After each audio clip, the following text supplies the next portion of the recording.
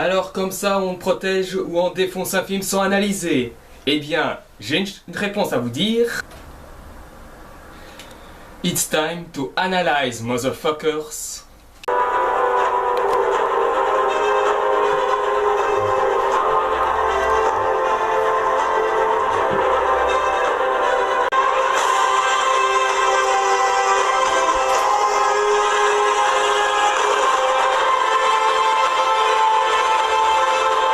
Eh ouais, vous l'avez deviné, après 5 mois d'absence, le CVGBC peut reprendre les rênes.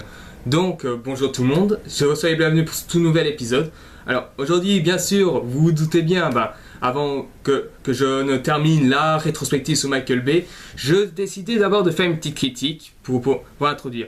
Donc, aujourd'hui, je vais parler de la suite du reboot d'une saga d'Aspeo que vous connaissez tous, et qui, comme le premier, a fait beaucoup polémique, qui a aimé pour les uns, détesté pour les autres, vous l'avez deviné. Nous avons le pouvoir maintenant. Nous pouvons changer le monde. Allons attraper une araignée. J'ai fait un choix. C'est mon destin.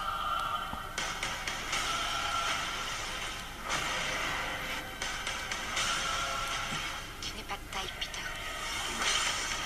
Je suis le seul à pouvoir les arrêter. Je suis Spider-Man.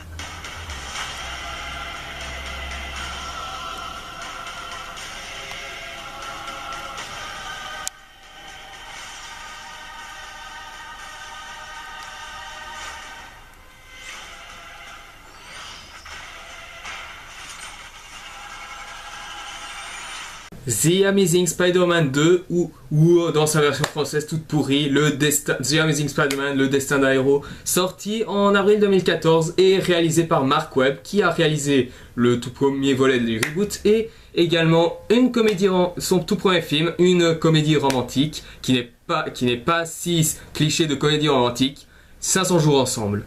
Alors bien sûr dans le casting on retrouve des acteurs comme Andrew Garfield et Emma Stone, respectivement Peter Parker et bien sûr Gwen. Et on retrouve des petits nouveaux, on retrouve Jamie Foxx, notre Django Unchained national, dans le rôle d'Electro, et Dan Diane dans le rôle de Bouffon Vert, qui est également un star depuis Chronicle. Donc voilà, pour vous dire directement sur le succès du film, avec un budget de 255 millions de dollars, soit 3 millions de moins que le troisième volet de la saga de Raimi, il fut un échec commercial aux États-Unis avec seulement 199 millions de dollars. Mais il rattrape hors Amérique et reçu 707 millions de dollars. Ce qui fait que ce n'est pas le plus gros succès, c'est pas le plus gros succès parmi les films de Spider-Man, mais malgré ça, ça rembourse très bien son budget. Donc voilà, passons au résumé. Que se passe-t-il dans The Amazing Spider-Man 2 après les événements du premier volet, Peter Parker continue sa vie de héros en voyant la vie du bon côté. Seulement voilà, il est traumatisé par la mort du père de Gwen et également des problèmes de relation avec Gwen justement. Seulement voilà, après avoir sauvé une personne nommée Max Dillon, celui-ci devient un fanatique, mais il se révélera que bien après, il devient Electro. Et alors que dans un autre côté, Dan Diane, qui joue le rôle d'Harry Osborn, alias le Bouffon Vert, qui est atteint de la maladie de son père, veut essayer de trouver une solution pour guérir sa maladie. Malheureusement, voilà, on connaît tous l'histoire. Donc voilà. Scénario qui, on est d'accord, a beaucoup de sous-intrigues. Pour ma part, scénario assez classique, très classique, même si on a l'impression qu'il a un fond de Spider-Man 3. Alors, je vais vous dire, vous allez me dire quel camp je suis. Suis-je un puriste ou suis-je un détracteur aveugle et sans vergogne? Très bien. Alors je vais vous donner je vais dire deux trucs. Premièrement, je ne comprends pas pourquoi les gens donnent beaucoup d'éloges à ces films-là. Et deuxièmement, je ne comprends pas pourquoi tant de personnes bâchent ces films. Donc en gros, si je vous dis ces deux trucs, vous savez où je suis en fait. On va d'abord commencer par les qualités et ensuite, quant aux défauts, on va les diviser. Alors, prenons les qualités. La réalisation, Mark Webb, il fait du bon boulot. C'est assez bien fluide. On a vu mieux, bien sûr, mais je trouve que c'est assez bien foutu. Niveau effets spéciaux, ça marche, c'est très bien fait. Après, oui, il y a des meilleurs, tout ça, mais qu'est-ce que vous voulez qu'on y peut. Les acteurs, on regarde le film, ben, il a compris le personnage, il est toujours fidèle à lui-même. Emma Stone, ça va elle aussi. Jamie Foxx, ouais, parce que en Max Dillon, il y a des moments où il coince, mais quand il est électro, là il finit par bien jouer, donc bon. Ensuite, Dendian, c'est sûrement celui qui s'en sort le mieux. Ben là, franchement, en tant que Harry Osborn et Bouffon Vert, il est génial. Après, oui, il y a une préférence, parce que, voilà. Moi, perso, le meilleur Bouffon Vert, c'est celui de Willem Dafoe, même si celui qu'on dit qu'il n'arrête pas de surjouer. Mais pour moi, mon Bouffon Vert préféré dans les films de Spider-Man, c'est celui de Willem Dafoe, donc voilà. J'ai rien contre celui de James Franco, il était crédible lui aussi, mais voilà, je préfère celui de Dendian et de Willem Dafoe, dont Willem Dafoe est en tête de liste. Et là vous allez me dire, hey stop, tu n'as pas dit qu'est-ce que tu pensais du film? Ben, pour vous dire, j'aime bien ce film, mais il n'est pas le meilleur film Spider-Man qu'on ait vu. Alors, pourquoi? Ben, tout simplement, c'est certes mon troisième film Spider-Man préféré. Ben, le fait qu'il n'est pas le meilleur, ben, c'est parce que ces deux-là sont largement meilleurs. Surtout celui-ci. Donc, voilà. Pour ce qui est d'autres qualités, ben, j'ai l'idée, bien sûr, du fait que Harry Osborn essaye de demander à Spider-Man de l'aide pour se soigner et qui finit par la suite au mot fou vert. Mais bon. Ensuite, qualité, je trouve que c'est le design de Electro, bien fait, vraiment très bien fait. Ça me change de l'ancien costume. Et ah oui, une chose, et si vous voulez me parler un truc sur sur la série Ultimate Spider-Man, sachez une chose. Cette série n'a jamais existé. C'est comme Smallville, il n'a jamais existé. Ensuite, le costume du Bouffon Vert, vraiment bien fait. J'aime beaucoup son costume en exosquelette, c'est vraiment impressionnant. Je sais pas, j'ai même aimé Elysium, qui je sais que ce n'est pas le meilleur de Neil Blomkamp, son meilleur c'est District 9, mais franchement, j'ai un petit fait pour les costumes en exosquelette. Oui, ok, le costume en commando de Spider-Man 3 est classe, mais je préfère l'exosquelette. Mais mes meilleurs bouffons verts, ça reste toujours Willem Dafoe. Ensuite, voilà, l'alchimie entre Peter et Gwen marche assez bien. C'est toujours mieux que Twilight, hein, rassurez-vous. Mais voilà, ce qui a beaucoup choqué des gens, c'est l'humour du film. Alors, moi perso, c'est juste, ça dépend. Enfin, moi j'ai rien contre cet humour. S'ils ont voulu le vendre comme comédie d'action, ils peuvent. De toute façon, même la trilogie originale, elle a un côté comédie d'action, donc moi ça me dérange pas. Mais voilà. Maintenant, on va passer aux défauts du film. Et on va les diviser, si vous voulez bien. Déjà la longueur, parce que le film dure plus de 2h20, 2h30. Et pendant tout ce 2h30, il y a beaucoup de longueur. Quand il y a des scènes d'action, c'est très bien, c'est fluide, c'est nerveux, c'est assez bien à regarder.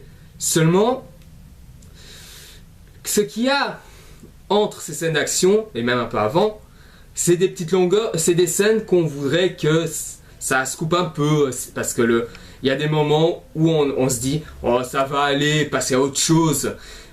Voilà, je veux dire, c'est bien quand on écoute Tante May dire à Peter qu'il est un peu presque comme son fils, comme ça. C'est joli, mais voilà, on aurait voulu que ça dure un petit peu moins longtemps. Après, oui, il y en a qui ne sont pas dérangés face à ça, mais bon, je dis ça pour ceux qui ne sont pas fans de ce genre de truc. Pour ceux, j'avais pas parlé des scènes d'action, ben moi perso, ils sont assez bien faits. Et Et en plus de ça, ma scène d'action préférée, et ça, je sais qu'il y en a qui ne vont pas être d'accord, c'est la scène de Times Square. Ouais, carrément, la scène de Times Square. Et apparemment, surtout, et si les gens détestent cette scène d'action, c'est pour un moment assez spécifique. Je vais prendre du temps pour le revoir et je vais vous dire pourquoi. Ouais, vous avez compris. Spider-Man pompier. Ouais. Et les gens ils se gueulent sur ça.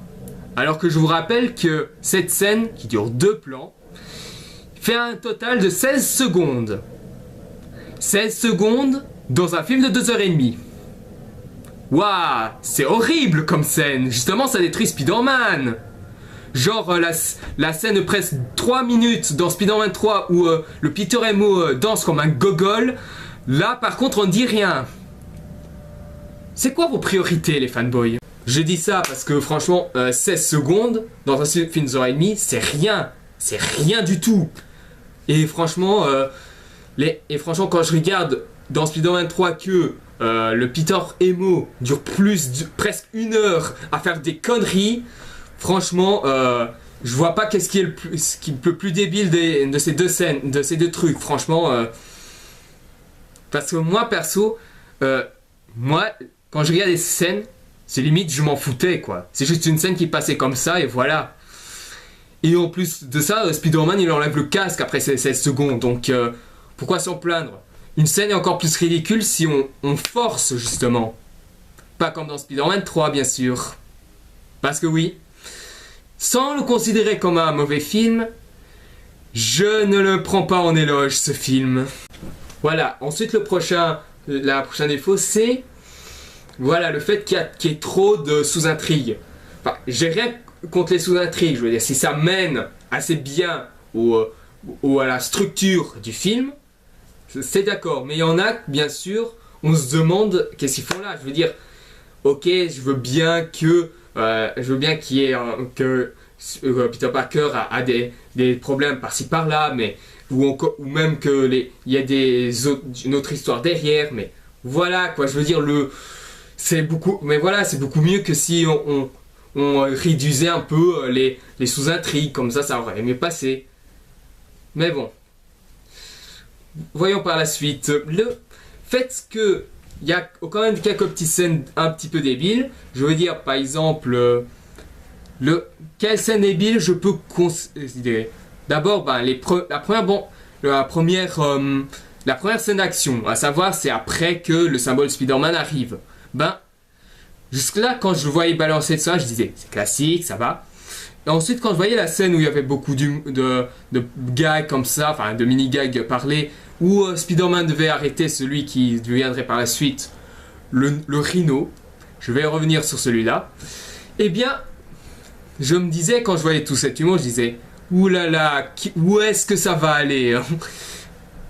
J'espère que le film ne va pas toujours rester dans cette logique.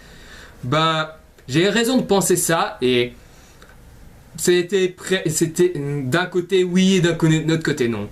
D'un côté oui parce qu'on retrouve encore ces mini-gags comme ça, mais d'un autre côté non parce qu'il y a quand même des moments où l'humour disparaît pendant un moment. Surtout pendant le combat entre Spider-Man et le Bouffon Vert. Ensuite, troisièmement, le manque de développement de certains personnages. Encore, celui qui est le plus développé, c'est Harry Osborn. Mais le problème, c'est que un personnage aussi bien développé que celui-ci devient un peu lisse par rapport à d'autres personnages qui sont moins développés. Prenons par exemple le cas de Peter, justement. Il n'est développé que vers la fin du film, ce qui pour moi est assez léger, je veux dire. Et quant à Electro, le problème ce n'est pas qu'il est mal développé, le problème c'est qu'on ne sait presque rien de lui. Parce que justement, je suis tombé sur un site qui montrait le scénario d'origine d'Amazing Spider-Man 2. Il y avait, pas vraiment le scénario d'origine, mais dans un site, je pense que c'était première.fr, qui parlait de 10 trucs qui étaient dans le scénario d'origine. Et parmi ces points, il y avait un truc. Il y avait la mère de Max Dillon. fait, ce qu'il voulait faire, c'était que il voulait mettre que la mère, c'était quelqu'un qui certes a éduqué son fils, etc., mais qui malheureusement, ben, comme tout le monde, ben, elle le traite comme une merde. Et que normalement, ça devait être à cause de sa mère, enfin plus ou moins à cause de sa mère, que Electro, il devient Electro, on peut dire. Et franchement, ben, le problème c'est que de ne pas avoir enlevé cette scène, puisque justement dans ce qu'il disait dans ce point, c'était que ce qui a rendu en colère Electro, et ce qui fait que sa mère va être sa première victime, c'est que il va trouver chez lui une lettre que sa mère a laissée, que c'était un espèce de contrat, que c'était par rapport à des tueurs pour tuer son fils en fait. Ça franchement, pour quelqu'un qui l'a élevé, franchement, il devait vraiment la détester. Hein. Franchement, le pauvre Max Dillon, il est vraiment un forever alone. Et je reviens maintenant au Rhino. Le Rhino, ben, on l'a tous deviné, ben, c'est celui qui reste le moins de temps dans le film. Et moi perso, ben, même si le final, c'est pas celui que j'aurais voulu voir dans ce genre de film, même si bon, ça donne quand même un petit aperçu de ce qui va se passer pour The Amazing Spider-Man 3, voilà, moi je pensais plutôt au fait que Peter Parker est devant la tombe de Gwen, etc.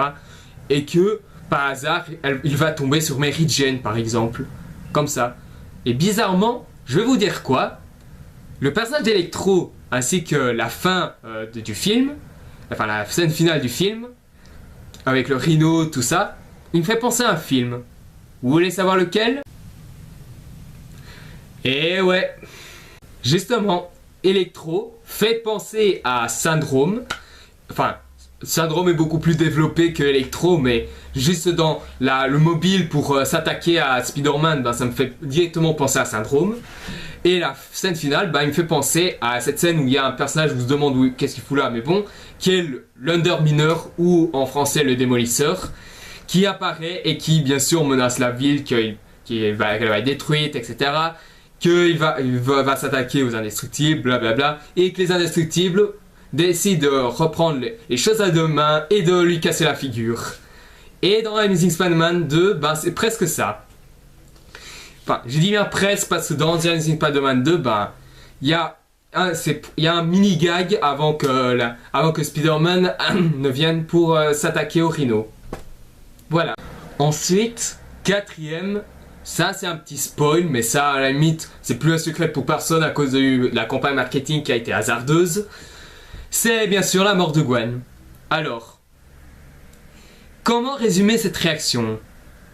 Quoi? Juste ça? Le fait qu'il se brise la colonne vertébrale et avec un bruit aussi. Mais enfin, mais... Mark Webb, j'ai rien contre toi, mais ça fait plus limite comique ou indifférent que vraiment dramatique, là. Tout le reste était bien et là tu... Ah. Oui, j'ai un nouvel ordinateur, mais ce n'est pas important. Donc oui, la mort de Gwen m'a assez dérangé. Je veux dire, tout était là pour donner l'émotion, ok.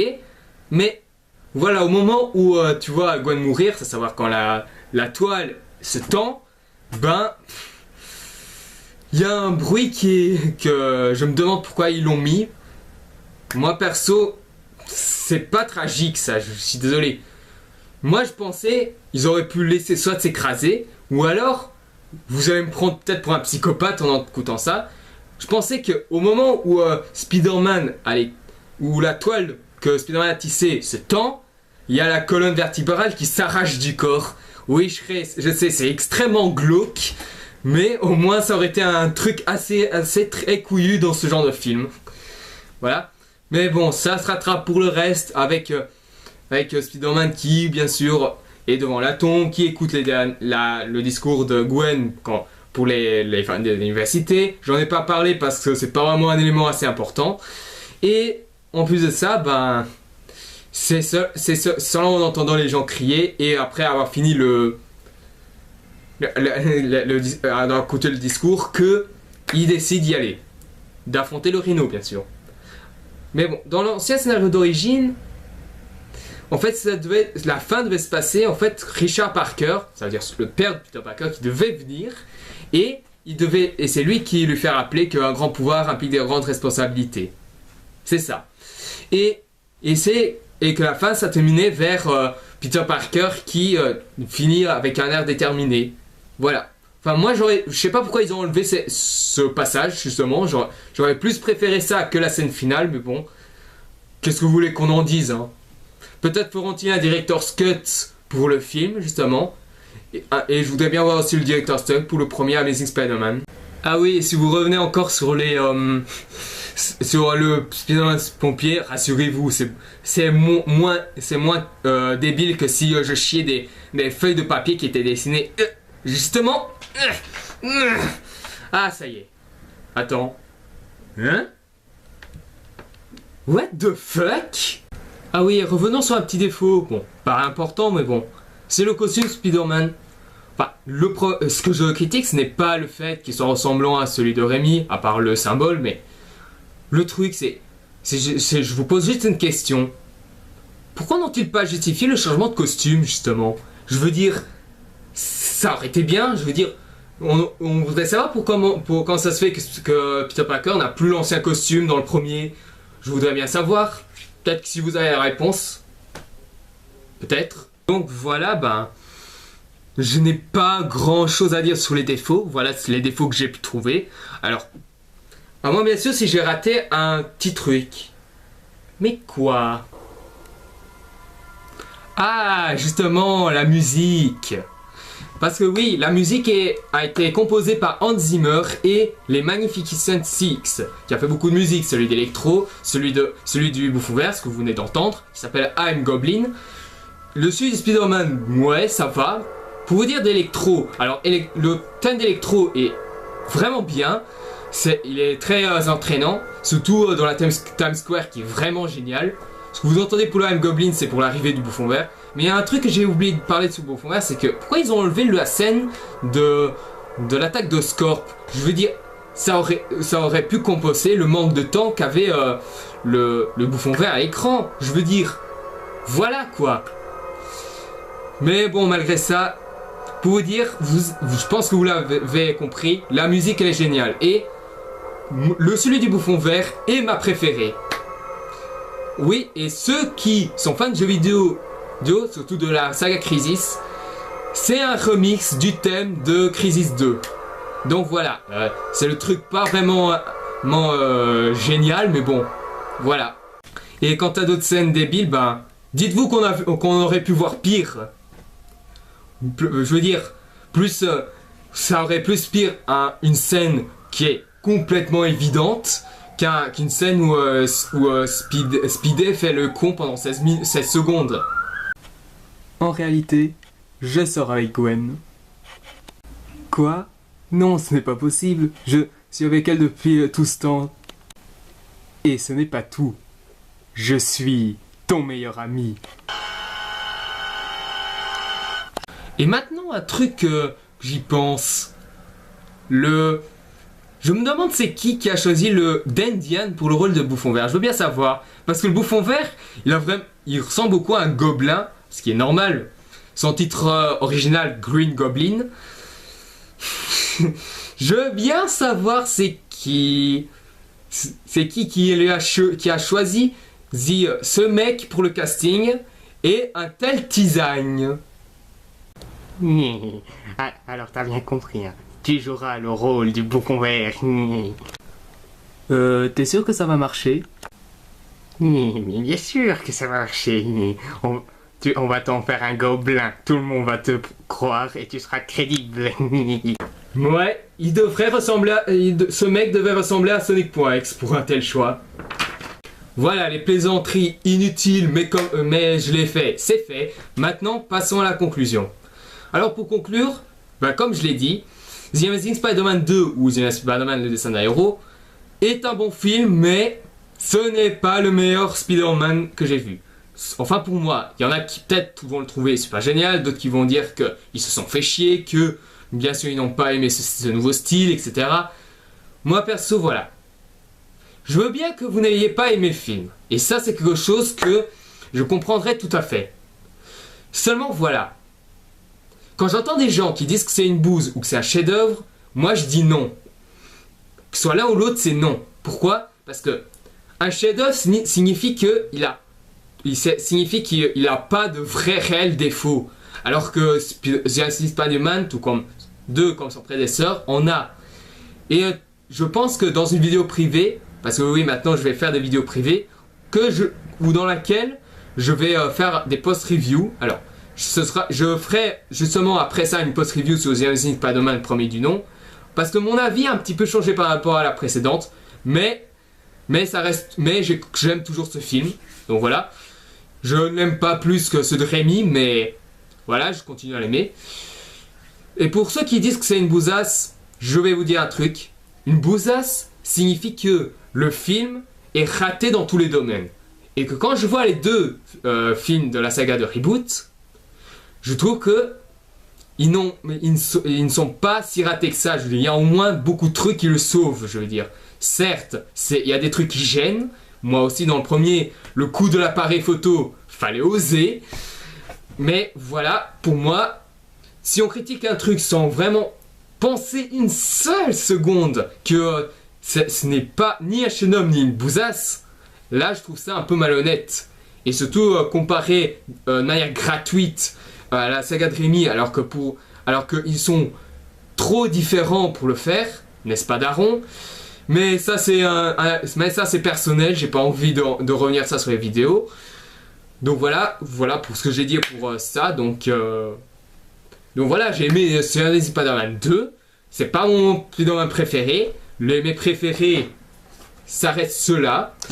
Et voilà, donc j'ai plus rien à dire maintenant. Donc voilà, merci d'avoir vu cette vidéo. J'espère que ça vous aura plu. Si vous avez aimé, mettez un j'aime. Abonnez-vous à la chaîne si vous voulez en savoir plus sur les prochaines vidéos à venir. Si vous avez des questions ou des commentaires, vous pouvez vous les mettre. Sans insultes, s'il vous plaît. Et également, rendre une petite visite à mon ancienne chaîne. Vous allez reconnaître, en fait, c'est juste un coucher de soleil sur la mer. Mon nom, c'est Pierre Miguel, qui a un clin d'œil au personnage de CVGBC que j'ai moi-même créé. Ce qui fait que, voilà pourquoi mon émission s'appelle CVGBC. Et bien sûr, si vous avez bien sûr des propositions de jeux ou de films à me demander, vous pouvez me les donner, même dans les hors-sujets, parce que moi, j'ai dit beaucoup dans les hors-sujets. Alors, maintenant que j'ai repris la barre, je vais terminer la rétrospective de Michael Bay. Et après, si vous attendez bien sûr que j'aurais voulu défoncer Spider-Man, passer une bouse, etc. Soyez rassurés, après la rétrospective de Michael Bay, je vais parler d'une vraie bouse réalisée par notre comparse Rodriguez. Vous saurez peut-être de quel film je vais parler puisque de Daron on a déjà parlé. Donc voilà, le prochain, la fin de la rétrospective de Michael Bay avec les Transformers et Pain and Gain.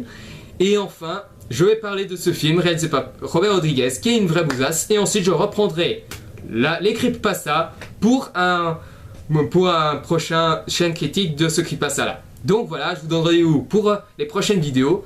N'oubliez pas de faire un petit coucou à mon ancienne chaîne pour voir les précédentes vidéos que j'ai fait, ainsi bien sûr que de s'abonner à celle-ci, tout comme la nouvelle maintenant, parce que comme j'ai perdu les coordonnées de mon ancienne chaîne et je suis obligé de créer une nouvelle chaîne, ce qui me fait chier. Donc voilà, je vous donne rendez-vous pour les prochaines vidéos et je vous dis à la prochaine.